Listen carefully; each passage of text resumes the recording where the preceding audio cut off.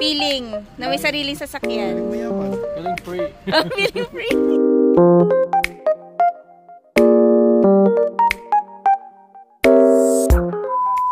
Good morning mga ka-viewers. Dito tayo ngayon sa Walmart. Mamili tayo para sa camping. Dami daw kasing Camping namin kasi sa next week. Yeah, next week.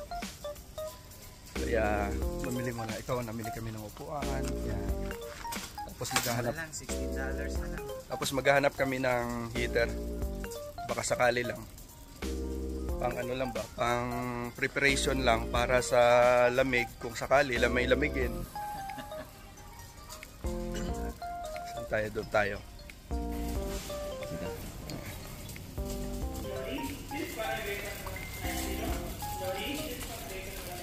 Abangan nyo pala yung aming camping ha.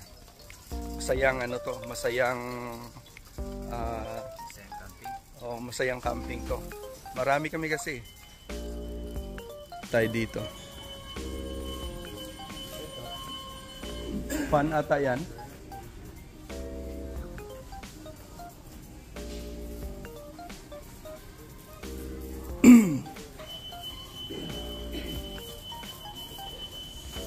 Parang walang heater ah. Pan pala to. Power fan. Heater yung hinahanap namin eh.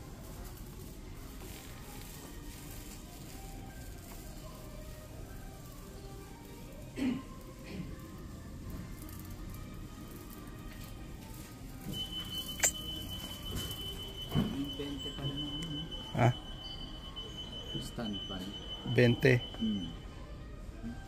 So 20 lang oh. Ito yung mga napamili namin. Tatlong upuan, sapin. Yan. Tapos ito naman para sa barbecue namin mamaya. Ang timpla namin. Yan. Okay. Unboxing muna tayo ng pot namin. Uy, check mo yan pa baka may kulang ng mga bakal.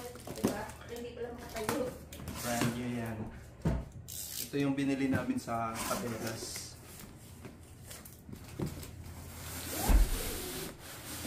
Uy, ang ganda.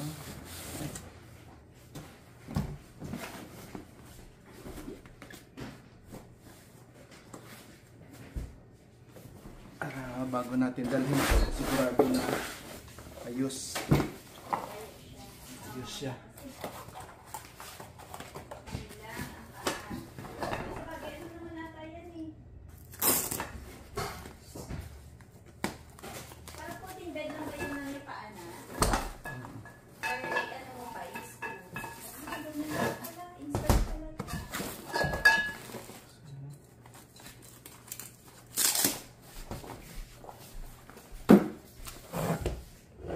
Uy, dili ka ba yung banda? Doon ka doon sa dulo. Yan. Tingin. Ay. Open mo ba? Meron pang... Ikat mo muna yung mga yan. Pakay na muna. May cutter ba? Nandahan na pa hindi masugatan yung pintura niya. Mamaya may mag-react. Ay, ang ganda. Para kanina yan, saya daw. Kern. Kanila yan. Mas malaki yung... Yung kay Denise yung isa. Yung blue. Maganda pala to kumpara sa una Ang ganda no? Either or kung saan mo lalagay yung ano niya, diba? Left or right. Left ka or right. Isang side lang ba? Isa lang. Okay. Nangain ng tanga pala to. Pasok ko sa loob. Get. Ganun. Hindi, doon mo Pasok mo muna dyan. No? Bago. Hindi get. Hindi nag-obsa. Ipapash ka na. Si Sir Mike Yan. Yan. Ganun pala yan. Mag-aaway. Yan, at least may mga Kasi lagayan Alam siya. na pagdating sa kapingan. Dito yung metal, diba? Yung pasok dito. Ganda no? Sige nga, Ma'am Rose, sigaan mo ba? Nadadong try mga higaan mo dadong kung kaya ka. Kaya yan, ano ka ba? Maganda siya. Try mo. Ito yung mga pang-insert niya. Kabelas. Thank you, Kabelas. Thank you po ka, viewers. Thank you Baka po. naman po isa pa. Thank you po, Sir Mike. Baka isa pa. Ang galing na sponsor namin, no? Tahimik lang. Sige. Ano, kaya?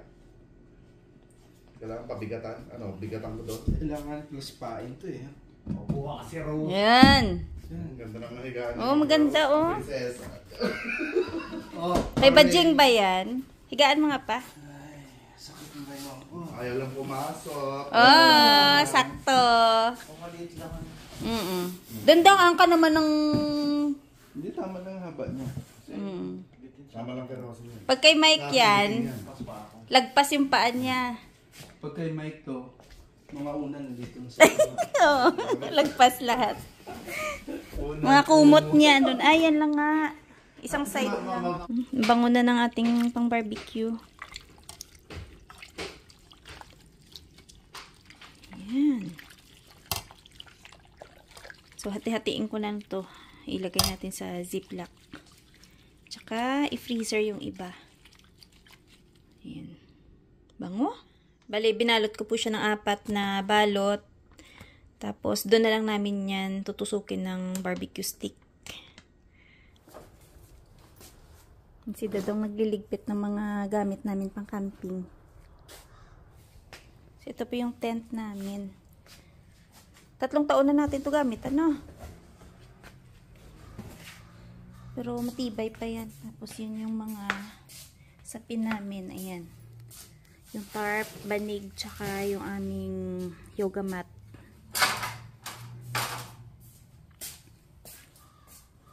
Tapos ito, hindi pa niya nalinis to, oh. Yan, oh, natuyo na yung fiber na nilagay nila. Mamaya mo ito kikinisin pa?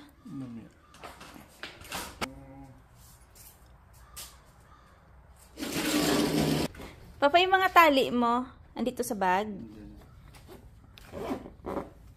Yan, si Dadong may mga gamit dito na nakalagay sa iisang bag lang.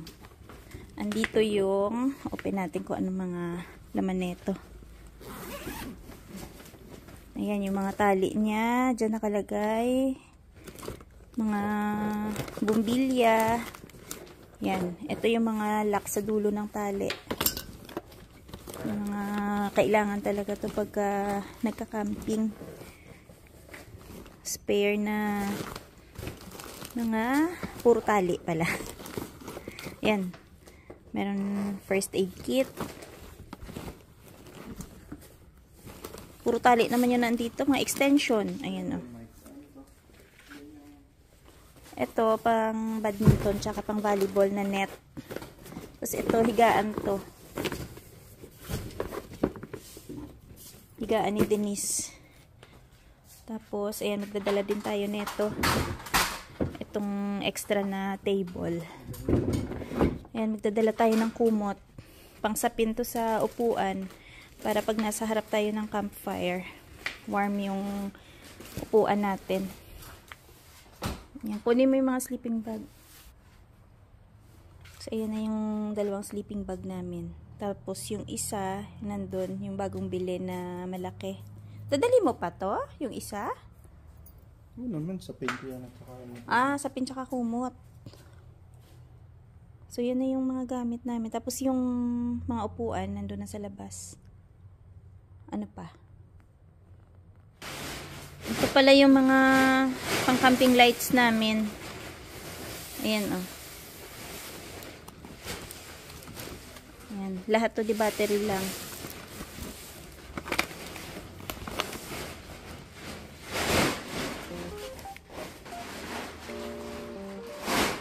Ang ganda naman ng sasakyan ni Pasture. Hindi ba na bagsakan ng hail? Ganda, ah. Anong feeling? Feeling na may sariling sasakyan. feeling mayaman. Feeling free. Feeling free. Feeling mayaman lang.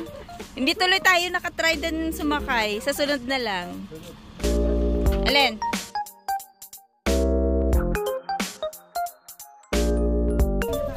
Diyos ko hindi inalis yung mat. Tanggalin yan, girl. Naka-all Oh, sakay na. Shout out kay ano. Sumakay kasi gano'n. Ay, hindi mo daw na shout out. Sino yon? Ay, shoutout pala. Kay Master Po. Yan ha. Oh. Shoutout kita. Ingat dyan.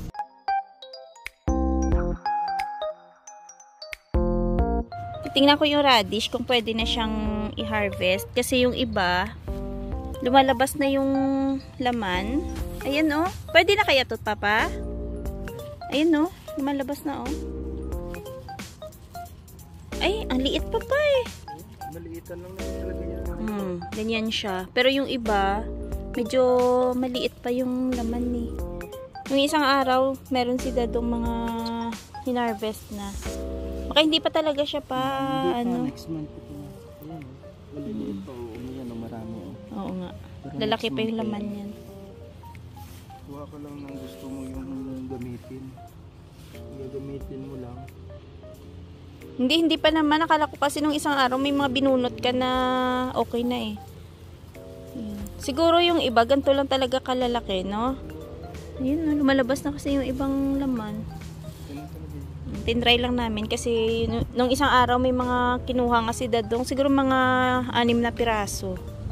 Pwede to ilagay sa sinigang. Tapos, nakaraan nung naglaga ako, tinry ko rin ilagay to. Pwede naman. Kasi hindi naman siya mapait. Oo nga. Pwede siya ikilaw, no? Umalis po muna sila para mamili ng mga dagdag naming bilihin sa pang-camping. Kasi hindi po kompleto yung mga groceries na nabili namin. Yung mga ibang pangluto. Wala doon kasi sa Costco. So ngayon lang ulit nagkaroon ng time para makapamili. Yung about pala sa sa sasakyan ni Mark kung paano siya nakakuha nun. Medyo hindi maliwanag doon yung video namin kasi naubusan kami ng baterya sa receiver namin para sa microphone. Kaya supposed to be andun si Rocky na magpapaliwanag kung paano na-avail kahit hindi pa siya PR, ano? Oo. At saka kung paano na-approve. Doon sana lahat. Kaya nga lang, hindi na namin sinama sa video since na walang audio. Tsaka may nagtanong din kung magkano daw yung bi-weekly, magkano yung mga registration, ilang years to pay, ilang percent interest. Ayan. May mga nag-comment po kasi doon. So dito, isama na lang po namin dito sa video para kahit pa paano magka-idea po kayo. Sagutin natin unang-una sa kung paano siya nakakuha ng sasakyan na hindi pa siya PR. Unang-una sa tulong din ng ni Rocky. Bali tinulungan niya si Mark na i-process doon kahit na hindi pa siya PR, pero nagpakita si Mark ng parang support document niya na malapit na siya ma-PR. Tapos sinubukan ng agent na ipa-approve niya in-house. Ang ibig sabihin nun, parang ang mag-a-approve sana yung financing ng Ford. Since na hindi siya in-approve doon, finurward ng Ford doon sa bangko at saka yung bangko na nag-approve ay ang Scotiabank. Kaya nakuha niya yung sasakyan na yun. Tapos regarding naman sa bi-weekly niya, actually 409 lang siya. Sabi 409 since na pinahaba niya yung bumper to bumper, nag-add siya ng pinahaba niya yung average para sa bumper to bumper. Instead na 3 years lang, pinahaba niya ng 7 years. Kaya na 4 years kaya nagdagdag siya ng nagdagdag siya ng konti para magiging bali 420 ang bi-weekly niya. Kasi ginrab niya na yon, maraming nagsasabi na mahal, mabigat, malaki kasi ang sasakyan. Wala ka nang makukuhang maliit kasi na sasakyan sa Ford. Oo nga, halos SUV po ngayon yung mga nandun nila na sasakyan. Tsaka yung registration niya inabot ng 160. Ang registration niya andun lang sa mga 160, 165. Plus auto pack niya na I think mga 38 o mga 34, 38. Mga ganun. Kaya Tsaka- umabot din siya siguro mga 1,000 a month. Wala, labas doon ang gas niya. So, babayaran po niya yun ng 7 years. Bali, 7 years niya na bubunuin niya. Pero okay lang. Kasi kung hindi mo lang mamalayan, mababayaran mo rin yan. Konting tiyaga lang. Ang hinahanap sana nila, 7-seaters. Kaso lang, mas mataas syempre yung bi-weekly ng 7-seaters. Kaya, doon na muna sila sa, doon na siya sa 5-seaters. Ang ano niya kasi dapat, para pagdating ng mga pamangkin niya, pag halimbawa nag-travel sila ng medyo malayo-layo, makalabas pa ng Regina, isang sasakyan lang sila. Pero, syempre si Jason naman, kukuha naman niya ng kahit second hand lang. Para lang syempre meron din siyang sariling service Lang. Bakit para sa trabaho lang? pamilya niya. Kasi pamangkin ni Mark yung ano niya eh, yung mga anak ni Jason, kaya ganun, Mag-anak pamilya. sila. Madalit sa amin. Mag-anak sila. Oo. So, ganon. Tsaka sa case po ni, ni Mark, kasi yung iba nagsasabi na sobrang taas ng bi-weekly. Sa case ni Mark, single naman siya, kaya kaya niya naman bayaran. At wala naman parang masyadong sinusuportahan sa Pinas, no? Kagaya ng iba na, syempre medyo mabigat kasi pagka marami kang obligasyon. So, sa kanya, carry na. Sa mga ano dyan, may balak na kumuha ng sasakyan kahit hindi pa PR, itry nyo lang din sa dealership kasi hinahanapan naman nila ng paraan. Like, yun nga, i-refer ka nila sa mga bangko, tapos bangko yung mag-a-approve sa'yo. Kaswertihan lang din naman kasi. Mm. Kaya, kasi yung mayroon naman talagang mga ibang katulad sa Subaru na pinuntahan namin, hindi talaga siya, Leasing lang talaga Oo. Yun lang talaga ang in-offer bibigay nila. nila. Pag hindi ka pa PR. Tapos sasabihin sa'yo na pumalik na lang pag PR, ganyan. Mm. Kahit nasa magtanong ka sa computation kung magkano, hindi sila nagbibigay. Hindi sila nagbigay talaga. Hindi sila nagbibigay. Mm-mm. Yung sabihin mo na bigyan mo lang ako ng Idea lang, breakdown no? or ano para pagdating ko dito or may Alam mo alam na. ako ng presyo na ganito pero wala silang binigay na. Kaya nga. Ang tagal pa namin nung time na pumunta kami doon. Tapos sa ibang dealership, hindi lang din namin alam kung magkano yung binigay sa kanila. Pero ito yung Ford yung medyo sumakto dun sa kailangan niyang sasakyan. Kaya go na siya dun sa Ford. Tsaka maganda yung Edge ha. No? Spacious. Baka sabihin nyo kasi na mahal, siguro wag niya i-compare sa sa ibang sasakyan. Kasi kung ibang sasakyan talaga, ibang unit, iba naman talaga ang presyo. Kaya yun, kahit hindi po kayo PR, may chance pala na makakuha ng bagong sasakyan. Gaya nung, ayun na lang yung sample nung case ni Mark, diba? So, pwede ka palang i-approve ng bangko. Pero yun nga sabi nung iba, sa ibang dealership din, kagaya yun dito sa Mitsubishi, may mga hindi pa PR na nakakuha silang bago.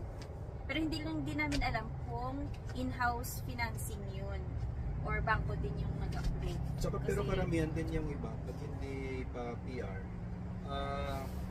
naghahanap sila ng co-maker. Ay, oo. Kumaker pala yung Diba? iba. Eh, mahirap din naman kasi mag-co-maker. Tsaka, ano po pala, yung interest dun sa sasakyan ni Mark, 7.99. So, mataas. Mataas na yung interest niya. Mataas ang interest. Pero, syempre, ganun talaga. Pag kailangan mo ng sasakyan talaga na, lalo yung reliable, di ba? Kailangan mo kumuha ng Nung bago talaga. una kasi kinuha niya na rin kasi hindi na siya mang problema pagdating ng mga maintenance. maintenance kasi Oo. dadalhin niya na lang. Sorry. Dalhin niya na lang doon yung sasakyan niya, paayos niya kung ano man ang dapat Operation. ayusin. Ang isa pa na napakuha siya ng bago dahil mahirap kasi maghanap ng mga second hand din na talagang Walang masyadong problema. maasahan mo kasi bawat browse mo sa mga Yung mga issue. marketplace, Kijiji, may konting ano talaga siya, may konting ayusin. Kaya Doon ka na lang sa, kung kaya mo naman, doon ka na lang sa walang problema. Kaya yun yung ano niya, yung naging choice niya. Babayad na lang siya. So ayun, malapit na po yung camping namin.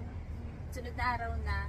Tapos bukas, Canada Day. Pero hindi po namin sure kung pupunta kami dun sa fireworks kasi nga may thunderstorm tsaka may ulan-ulan pang naka-forecast. So depende na lang to kung makalabas tayo ng gabi. Kasi ikaw may pasok ka pa eh. May pasok ako bukas, baka hindi ako pwede. Busy sila sa ngayon. Sana tuloy-tuloy naging busy, no? Back to normal. Hanggang dito na lang po muna yung aming video for today. Tuloy lang ni Dadong yung pagliligpit niya ng iba pa namin gamit sa pang-camping. Maraming salamat sa palaging panonood. At ayun pala, shoutout muna. Suklit. Bye-bye muna nga mga ka-viewers. Mauna na ako sa kanya. Siya na lang magsa-shoutout. Yan, shoutout muna kay Marlian Son Ligodine ng Santiago City, Isabela. Yan. Hello dyan sa inyo sa Isabela. Tsaka The Sound of Maria. Yan, hello sa inyo dyan. Hanggang dito na lang po muna yung aming video for today. Maraming salamat sa palagi panonood. Lalo na po sa mga bagong subscribers namin. Ingat-ingat. Bye-bye!